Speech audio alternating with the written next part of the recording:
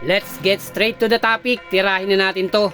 Seryoso na ang PBA, particular po yung mga teams na lalahok po sa East Asia Super League o EASL.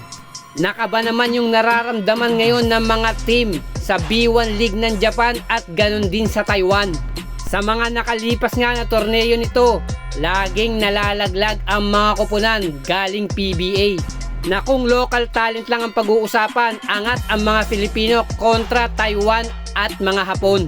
Na dito nga lalahok ang San Miguel Beerman at Meralco Bolts. Nabalak yatang kunin ng San Miguel Beerman ang import ng Ginebra San Miguel na si Justin Brownlee, na madali lang ito sa kanila dahil sister company ang Ginebra at San Miguel. Na magiging katuwang nito yung kasalukuyang import ng Beerman na si Jordan Adams. At mas palalakasin pa ng 8-time PBA MVP na si Junmar Fajardo kasama si CJ Perez na kapwa naglalaro rin sa ating Gilas Pilipinas. At habang ang MVP group ibabandera po ng Meralco Bolts, natangan nila yung kanilang dating import at ganun din a former import of B-League team na Ryukyu Golden Kings na si Allen Durham.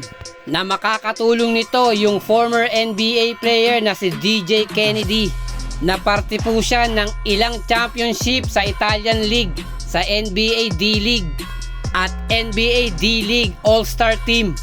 Isa po siyang small forward shooting guard, may taas na 6'6". Pero ang maganda rito at magpapalakas pa sa Meralco Bolts, kinuha nila yung serbisyo ng ating naturalized player import na si Ange Kwame. Na ito nga pong mga hugot na import ng Meralco Bolts ay makakatulong din po ni reigning conference MVP at Gilas Pilipinas player din na si Chris Newsome. Natignan natin po ngayon yung mga koponan from B-League at Taiwan. Siguradong manginginig ang mga tuhod nito, na malalaman natin ngayon kung sino talaga ang pinakamalakas sa East Asia.